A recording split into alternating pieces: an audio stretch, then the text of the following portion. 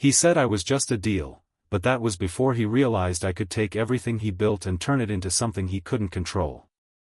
The rain hit my skin in sharp, cold needles, soaking through my thin jacket in seconds, but I didn't move, didn't even blink, because if I did, I might fall apart right there on the sidewalk like everything else in my life already had. My hand rested against my stomach without thinking, a quiet instinct I didn't fully understand yet, just a subtle awareness that something inside me had already begun to change everything. 3 weeks ago, I didn't even know his name. 3 weeks ago, I was just Emily Carter, working double shifts at a diner off 8th Avenue, counting tips in crumpled dollar bills, trying to keep my dad's debts from swallowing us whole. I remember the smell of burnt coffee that night, the hum of neon lights flickering overhead, and the way my hands wouldn't stop shaking when the door opened and the room went silent without anyone saying a word. That's how I knew he wasn't just another customer. Men like him didn't need introductions. They carried silence with them like a shadow. Victor Moretti stepped inside like he owned the air itself, his dark coat untouched by the rain, his presence heavy, controlled, undeniable. 65 years old, but nothing about him felt weak or slow. If anything, he felt permanent, like a building that had been there so long no one questioned it anymore. His eyes found me before I could look away. Not curious. Not kind. Just certain. Like he had already decided something about me I didn't get to argue with. Emily Carter, he said, my name steady on his tongue like he'd owned it longer than I had. I remember wiping my hands on my apron, trying to pretend I wasn't terrified, trying to act like this was normal, like powerful men didn't walk into my life and rearrange it with a single sentence. Your father owes me, he said. No anger. No raised voice. Just truth, clean and sharp. My chest tightened, but I held my ground. We'll pay it back, I said, even though I knew we couldn't, even though I'd done the math 100 times and it never worked. His gaze didn't change. No, he replied quietly. You won't. And then he stepped closer, close enough that I could smell something expensive and unfamiliar, something that didn't belong in my world. So we make a different arrangement. My pulse pounded in my ears, loud enough to drown out everything else. What kind of arrangement? I asked, even though part of me already knew. His eyes dropped briefly, not in hesitation, but in calculation, like he was measuring something invisible. Then he looked back at me, and that was the moment everything shifted. You, he said. Just one word. No explanation. No apology. And somehow, that was worse. Because in that second, I understood exactly what I had become to him. Not a person. Not a choice. A solution. A transaction. A deal. And I wish I could say I fought harder. I wish I could say I ran. But when your whole life is already falling apart, sometimes you don't realize the moment you step into something even bigger. You just take a breath, and follow. I did not remember leaving the diner, only the sound of the bell above the door fading behind me and the cold night air hitting my face like a warning I was too late to understand. His car was waiting at the curb, black and impossibly clean, the kind of vehicle you only see in movies or outside buildings where people like me do not belong. One of his men opened the door without a word, and I hesitated for half a second, just long enough to feel the weight of my old life pulling at me from behind, the smell of grease and coffee, the chipped plates, the version of me that still believed I could fix everything with hard work and patience. Then I stepped in. The door closed with a quiet, final sound that felt louder than anything I had ever heard. Inside, the world changed. Soft leather seats, the faint scent of something expensive, the city lights sliding past the window like they were part of a different life entirely. Victor sat across from me, not speaking, not looking at his phone, just watching me with that same steady gaze that made it impossible to breathe normally. I folded my hands in my lap to keep them from shaking. Where are we going? I asked, my voice smaller than I wanted it to be. He did not answer right away. He never rushed anything. Somewhere safe, he said eventually, like the word meant something different to him than it did to me. Safe. I almost laughed, but it stayed trapped in my chest. We drove for what felt like forever, the streets growing quieter, the buildings larger, the distance between streetlights stretching out like time itself had slowed down. When the car finally turned through a set of iron gates, I felt my stomach drop. The house was not a house. It was a statement. Wide, silent, perfectly lit, every window glowing like it was watching me back.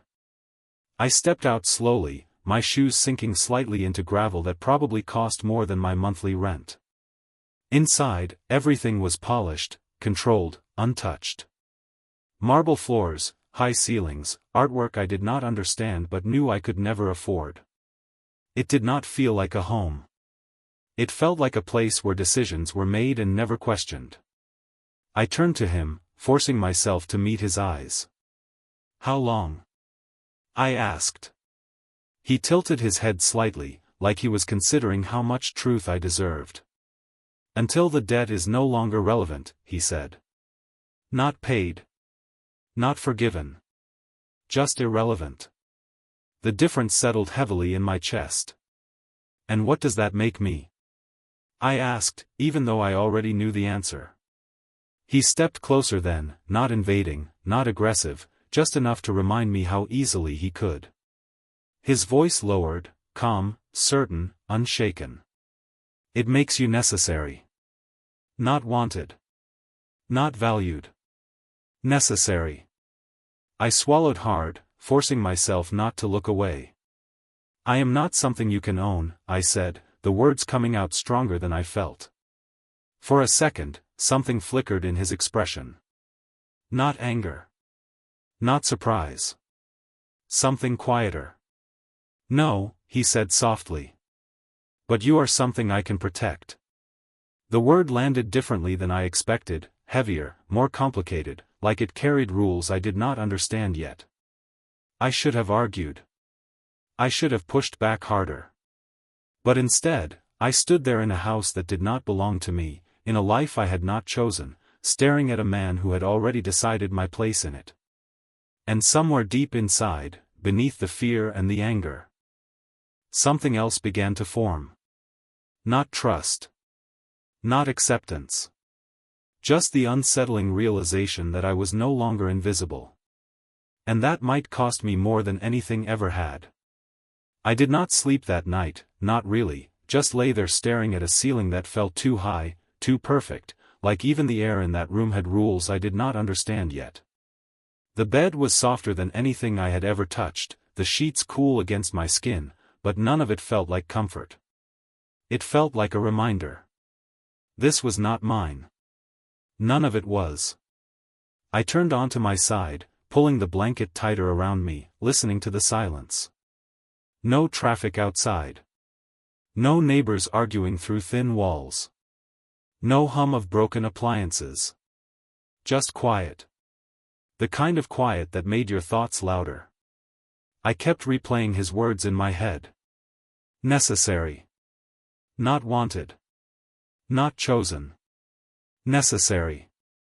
Like I was a piece in something bigger, something already decided before I even knew I was part of it. By morning, I had not moved. When the door finally opened, I sat up instinctively, my body reacting before my mind caught up. A woman stepped inside, mid-40s maybe, dressed in simple black, her posture straight but not stiff. She offered a small, polite smile. "Good morning, Miss Carter," she said, her voice calm, practiced. "Mr. Moretti asked me to bring you breakfast." I blinked at her, the words taking a second to settle.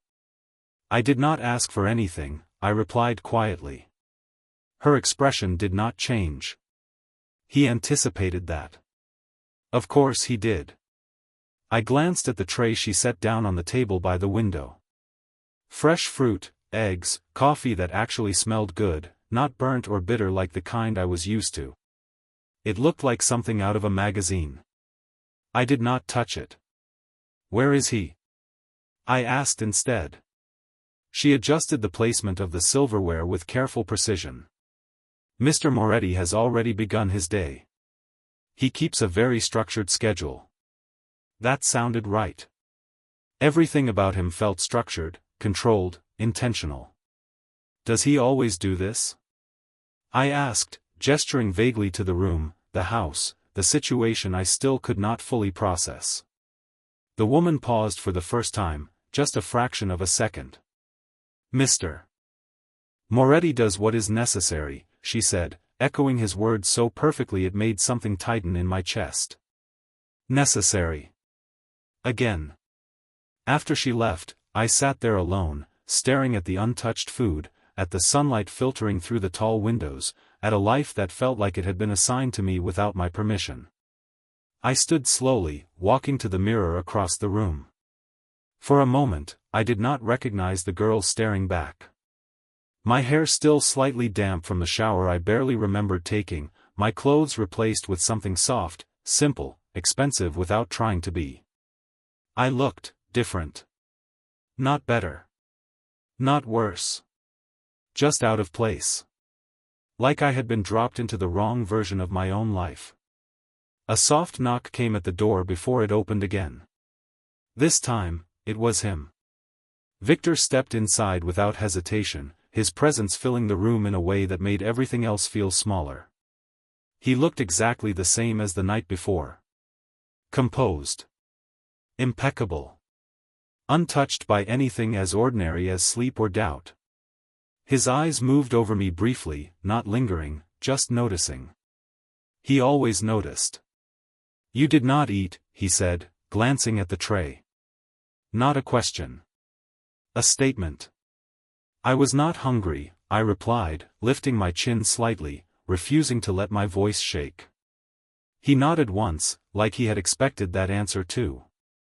That will change, he said calmly. I crossed my arms, grounding myself. You keep saying things like you already know how this ends. His gaze returned to mine, steady, unreadable. I do not guess, he said.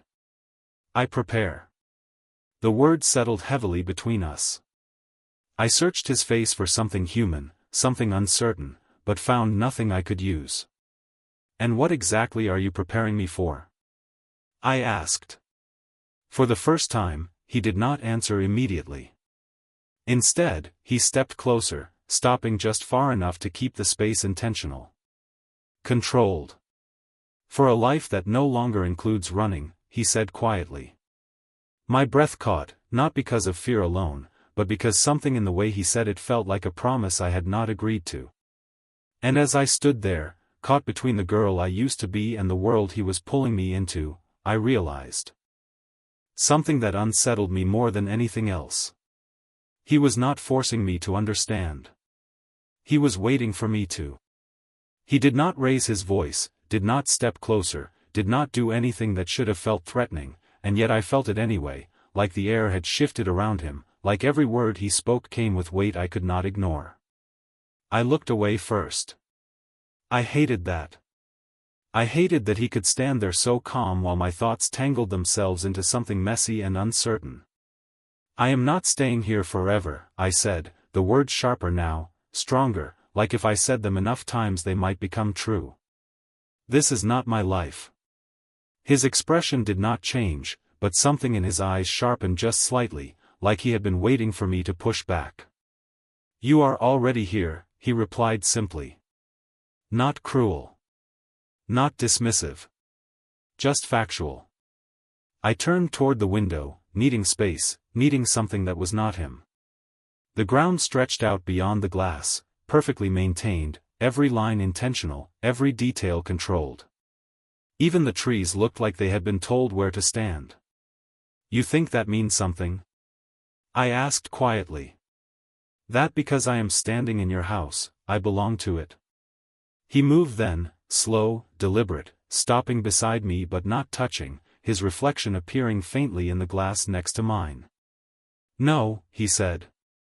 I think it means you are beginning to understand where you are. I clenched my hands at my sides, forcing myself not to react, not to let him see how much that unsettled me. And where exactly is that? I asked. His gaze shifted past me, out toward the grounds, like he was looking at something far beyond what I could see. "In a place where nothing is accidental," he said. The words settled over me, quiet but heavy, like they carried more meaning than he was saying out loud. I let out a slow breath, shaking my head. "You keep talking like everything is already decided," I said. "Like I do not get a choice in any of this." That made him look at me again, really look this time, not just observe. "You always have a choice," he said. My chest tightened, something about the way he said it pulling at a part of me I did not want to examine too closely. "Then I choose to leave," I said immediately. For a second, nothing happened. No reaction. No anger. Just silence. And then, slowly, he nodded. "Not today," he said. 2 words. Calm. Final. It was not a refusal. It was a delay. And somehow, that felt worse. "You do not get to decide that," I snapped, turning to face him fully now. "You said I have a choice." His gaze did not waver. "You do," he agreed. "But choices have consequences. And timing matters." I stared at him, searching for something I could fight against, something clear, something simple. But there was nothing simple about him. Nothing easy. "You talk like this is some kind of lesson," I said. "Like you are teaching me something." A faint pause. Then, quietly, "I am." The honesty in that answer caught me off guard, enough that I did not respond right away. He stepped back then, creating distance again, like he knew exactly when to pull away. "Eat," he said, nodding toward the untouched tray. "You will need your strength." I almost argued again. Almost pushed harder. But something stopped me. Not fear. Not submission. Just the strange, unsettling awareness that this was not a battle I understood yet. I watched him turn toward the door, his movements precise, controlled, like everything else about him. He paused just before leaving, glancing back once, his voice softer now, but no less certain. "This only works if you stay long enough to see it through." Then he was gone, the door closing quietly behind him, leaving me alone again in a room that felt too big, too quiet, too full of decisions I had not made. I stood there for a long moment, staring at nothing, replaying every word, every look, every silence. And slowly, reluctantly, I walked to the table. I picked up the fork. Not because he told me to. Not because I agreed. But because somewhere deep inside, I realized something that unsettled me more than anything else. I had not left yet. And part of me was starting to wonder why. I told myself it meant nothing, that picking up a fork and taking a few bites of food in a house that did not belong to me did not change anything, did not mean I was accepting any part of this, but the truth sat heavier than the meal itself, quiet and undeniable, because I was still there. The hours passed slowly after that, stretching in a way that made time feel unfamiliar, like it moved differently inside his world. I tried the door once. Not locked. That surprised me more than anything else. No guard standing in the hallway. No one stopping me. Just silence and open space, like he had already decided I would not leave. That irritated me more than fear ever could. I stepped out into the hallway, my footsteps softer than I expected against the polished floor, the house unfolding around me like something carefully designed to impress and intimidate at the same time. Every corner perfect. Every surface untouched. It felt less like a place people lived in and more like a place people obeyed. I walked slowly, taking it in, memorizing the layout without meaning to, counting doors, noticing windows, searching for something that felt human. I found none. Until I reached the far end of the corridor and saw a door slightly open. Light spilled through the narrow gap, warmer than the rest of the house, softer. I hesitated, then pushed it open just enough to see inside. It was not what I expected. A study, but not cold or formal. Books lined the walls, worn in places like they had been used, not just displayed. A desk near the window, papers neatly arranged, a single pen placed perfectly in the center. And him. Victor stood near the window, his back to me, looking out at the same grounds I had stared at earlier, but somehow it looked different from where he stood, like he saw more than I ever could. He did not turn when I entered. "You move quietly," he said, his voice calm, almost thoughtful. I froze for a second, then stepped fully into the room. "I thought you would have noticed sooner," I replied, trying to keep my tone steady. That earned a small shift in his posture, not quite a reaction, but enough to show he heard it. "I did," he said. "I was waiting to see if you would come in." That unsettled me in a way I could not explain. "Why?" I asked. He turned then, finally facing me, his expression as composed as ever, but his eyes sharper now, more focused. "Because curiosity tells me more than defiance," he said. I crossed my arms instinctively, holding my ground. "And what does mine tell you?" I asked. He studied me for a moment, not rushing, not guessing. "That you are not afraid of the wrong things," he said quietly. The answer caught me off guard. I had expected something colder, something more calculated. "And what are the wrong things?" I asked. He walked past me then, slow, controlled, close enough that I could feel the shift in the air but not close enough to feel trapped. "Fear that keeps you still," he said. "Fear that convinces you to stay small." I turned to follow him, my heart picking up in a way I refused to acknowledge. "And you think I am not afraid?" I asked. He stopped near the desk, glancing back at me. "I think you are," he said. "But not enough to run." The word settled deep, sharper than anything he had said before. I opened my mouth to argue, to push back, but nothing came out. Because he was not entirely wrong. I had not run. Not when I could have. Not when the door had been open. Not even now. My gaze dropped for a second, and when I looked back up, he was watching me in that same quiet way, like he was learning something I did not realize I was showing. "This place," I said slowly, searching for something I could hold on to, "it does not feel real." A faint pause. "Then, it is very real," he replied. "You just have not decided where you stand in it yet." I swallowed, the weight of that truth pressing down harder than I wanted. Because he was right about that too. I had not decided.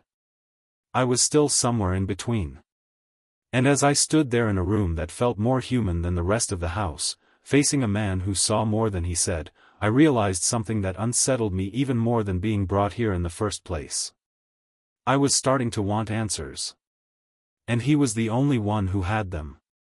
The question stayed with me longer than I expected, lingering in the quiet space between us even after neither of us spoke again, like something unfinished that refused to settle.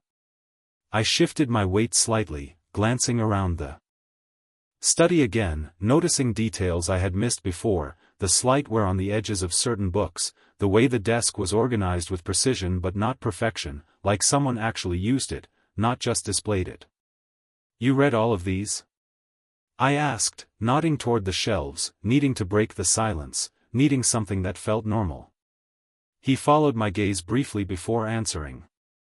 "Some," he said. "The rest are there because they should be." That answer felt like him. Controlled. Intentional. Nothing unnecessary. I stepped closer to the shelves, running my fingers lightly along the spines without pulling anything out. "You surround yourself with things that matter," I said quietly, more to myself than to him. "But you do not explain them." He watched me for a moment, then moved to the other side of the desk, resting his hand lightly against the edge, not sitting, not fully relaxing. "Explanation is not always required," he said. I turned to face him again, something in my chest tightening with a mix of frustration and something I could not name. "It is if you expect someone to understand," I replied. That made him pause, just slightly, like I had said something worth considering. Understanding is earned, he said finally. Not given. The words settled between us, heavier than they should have been. I exhaled slowly, shaking my head. You talk like everything is a process, I said. Like people are something you evaluate over time. His gaze did not waver. They are, he said simply. I let out a quiet breath, crossing my arms again, trying to ground myself in something familiar. And what am I? I asked before I could stop myself. The question hung in the air, sharper than I intended, more personal than I wanted it to be. For a moment, he did not answer. He just looked at me, not cold, not distant, but focused in a way that made it impossible to look away. You are someone who has not decided what she is willing to become, he said quietly. The answer caught me off guard, not because it was harsh, but because it was not. It felt accurate. Too accurate. I swallowed, my gaze dropping for a second before I forced it back up. And you think you get to influence that? I asked. He did not hesitate this time. I think circumstances already are, he said. I let out a small, humorless laugh, the sound barely filling the room. That is convenient, I said. For you. His expression did not change, but his voice softened just slightly. For both of us, he corrected. That made me pause. Something about that answer shifted the air again, not in a dramatic way, just enough to make me notice. You keep saying things like that, I said slowly. Like this is not just about control. He studied me for a moment, then shook his head once, subtle but clear. Control is the surface, he said. What matters is what it protects. The words lingered, heavier than anything else he had said. I frowned slightly, trying to understand what he meant, trying to connect something that still felt just out of reach. And what exactly are you protecting? I asked. This time, he did not answer right away. His gaze shifted briefly, not away, but inward, like he was considering something he did not usually say out loud. When he spoke, his voice was quieter, but no less steady. What cannot be replaced, he said. The answer was simple, but it carried something deeper, something I could not fully see yet. I stood there, caught between questions and answers that did not quite meet, feeling the weight of a world I had not chosen but was already part of. And for the first time since I walked into that house, something shifted inside me. Not fear. Not anger. Something else. Something closer to understanding. And that scared me more than anything else ever had. I did not realize how much his words stayed with me until I was alone again, walking back through the long hallway with slower steps than before, like something inside me had shifted just enough to change the way I moved through his world. What cannot be replaced? The phrase echoed in my head, quiet but persistent, like a question I did not know how to answer yet. I reached the end of the corridor and stopped, my hand hovering near the railing that overlooked the lower level, the open space below stretching wide and silent, every detail exactly where it should be. It was too perfect. Too controlled. And yet, something about it no longer felt entirely foreign.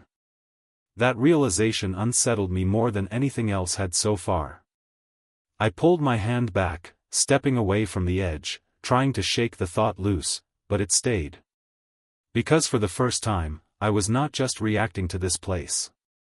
I was observing it. Learning it. And that meant something was changing, whether I wanted it to or not. The sound of footsteps behind me made me turn, my body tensing automatically before I recognized him. Victor moved down the hallway with the same steady pace, his presence filling the space without effort, like the house itself adjusted around him. You are still here, he said, not as a question, but as a quiet acknowledgement. I let out a small breath, folding my arms again, more out of habit than defense now. The door was not locked, I replied. You knew that. His gaze held mine, calm, unreadable. Yes, he said.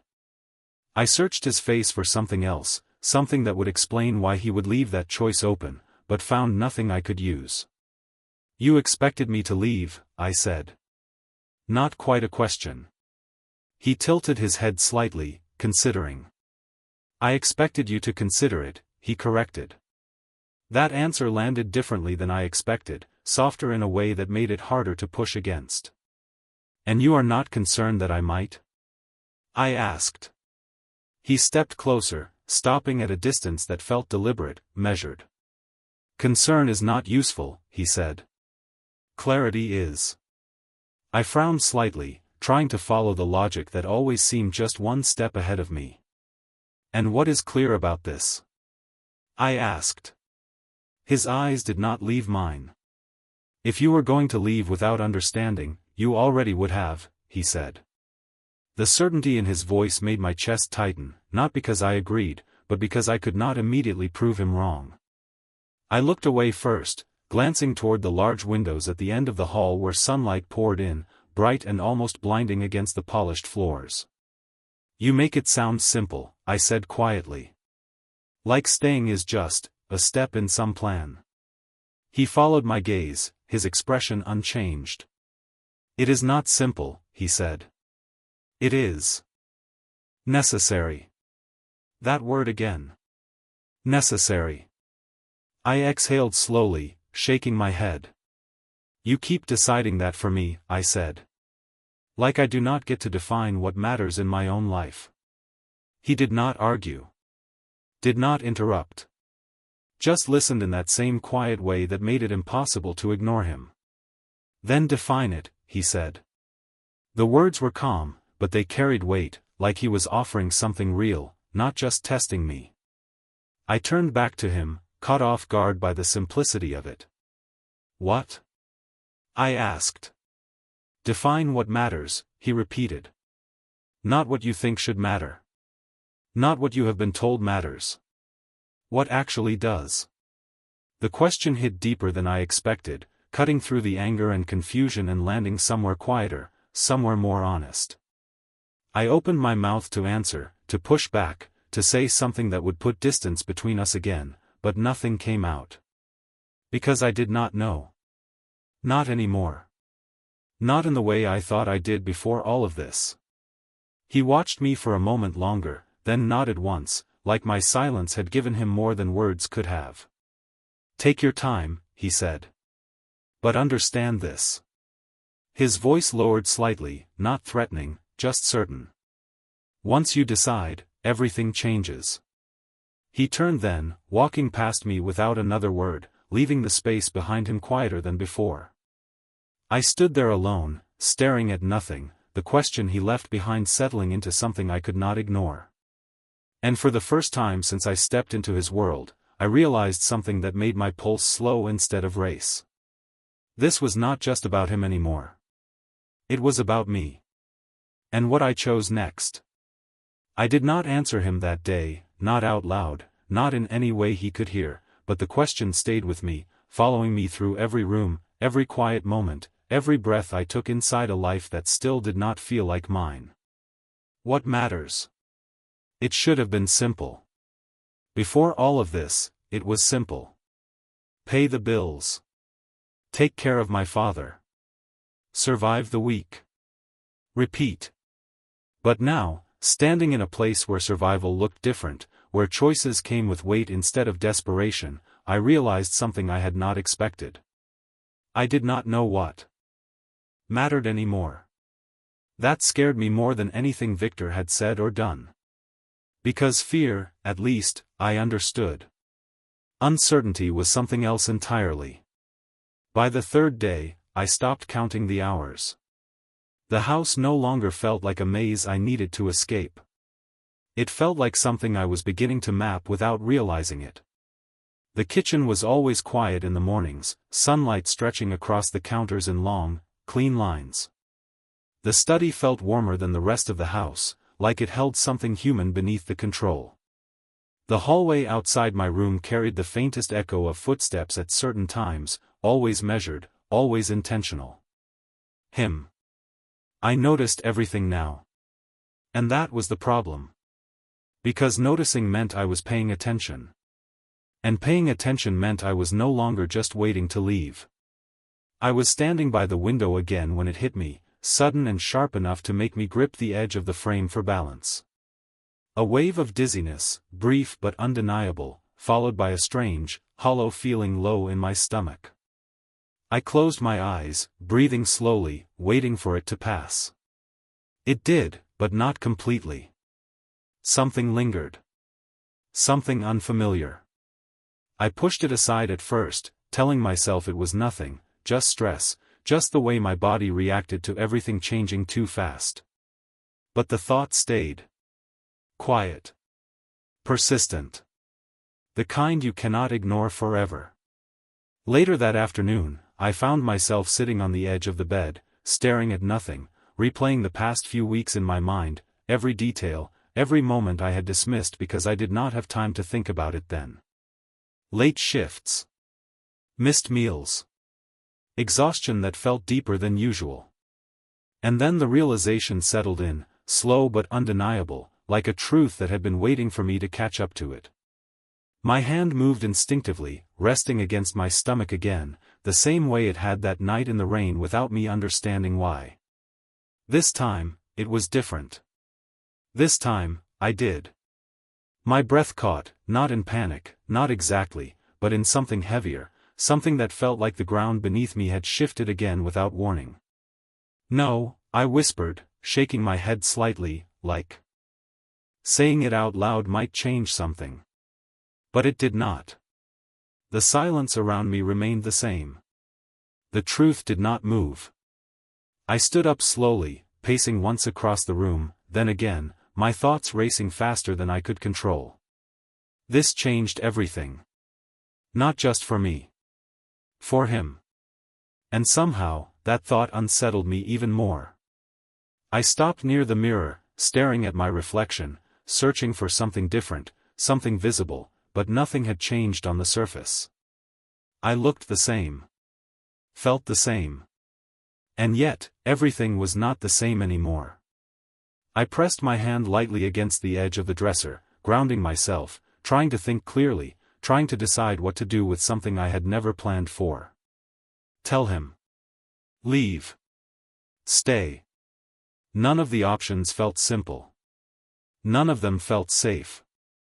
And for the first time since I stepped into his world, I realized something that made my chest tighten in a way I could not ignore. This was no longer just his decision. Or mine. This was something else entirely. Something that could not be undone. And whether I wanted it or not, it tied me to him in a way no deal ever could. I did not tell him right away, not because I wanted to hide it, but because I needed a moment where it still belonged only to me, a fragile space where the future had not yet been spoken out loud, where everything had not yet changed again. I walked through the house that evening with slower steps, my senses sharper, every detail more vivid than before, like the world had shifted just enough for me to see it differently. The air felt heavier, not suffocating, just full. Of possibility. Of consequence. I found him where I expected to, in the study, standing near the window with the city stretching far beyond the gates, his silhouette still, controlled, like he was part of the structure itself. For a moment, I did not speak. I just watched him, trying to understand how someone could hold so much power and still stand so quietly. You have something to say, he said without turning, his voice calm, certain, like he had already sensed the shift in me before I fully understood it myself. I let out a slow breath, stepping into the room, closing the door behind me without thinking. The sound echoed softly, final in a way that made my chest tighten. I do, I said, my voice steadier than I felt. He turned then, his gaze finding mine immediately, focused, attentive, waiting. Not impatient. Never impatient. That almost made it harder. I took another step forward, my hands at my sides, then hesitated before one of them moved instinctively, resting lightly against my stomach again. His eyes followed the movement. Of course they did. He noticed everything. The room felt smaller suddenly, the space between us carrying more weight than before. I was going to leave, I said quietly. Not a lie. Not entirely the truth either. I still might. His expression did not change, but something in his gaze sharpened, like he was listening more closely now. Then why are you here? He asked. The question was simple. The answer was not. I swallowed, forcing myself to hold his gaze, to not look away this time. Because there is something you need to know, I said. Silence settled between us, deeper than before, like even the walls were waiting. I could feel my heartbeat, steady but strong, grounding me in a moment that felt like it would define everything after it. I did not plan this, I continued, my voice quieter now, but no less certain. And I do not know what it means yet. His eyes did not leave mine, but I saw it then, the smallest shift, the first crack in something that had seemed completely controlled. Not fear. Not weakness. Awareness. I took one more breath, then said it. I am pregnant. The words did not echo. They did not need to. They landed exactly where they were meant to, heavy and undeniable. For the first time since I had met him, Victor Moretti did not respond immediately. He did not move. Did not speak. Just stood there, his gaze locked on me, something deeper forming behind it, something I had not seen before and could not fully name. Seconds passed. Maybe more. Time felt different again, stretched thin between us. His eyes dropped briefly, just for a moment, to my hand, still resting where everything had changed. Then they lifted back to mine. Are you certain? He asked finally, his voice lower than before, quieter, but carrying a weight that made my breath catch. I nodded once. Yes. Another pause. Longer this time. Not empty. Just, full. And then, slowly, he stepped closer, not the controlled distance he always kept, not the careful space he never crossed, but closer in a way that felt intentional, measured, and yet different from anything before. He stopped in front of me, his gaze steady, searching, not for answers, but for truth. When he spoke again, his voice was no longer just controlled. It carried something else beneath it. Something real. Then everything changes, he said. Not a warning. Not a threat. A fact. I felt it in my chest, in the way the air shifted again, in the way the future suddenly felt less like something distant and more like something already unfolding. I met his gaze, my voice steady despite everything. It already has, I said. And for the first time, he did not disagree. He just looked at me, not as a solution, not as a deal, not as something necessary. But as something he could no longer afford to lose.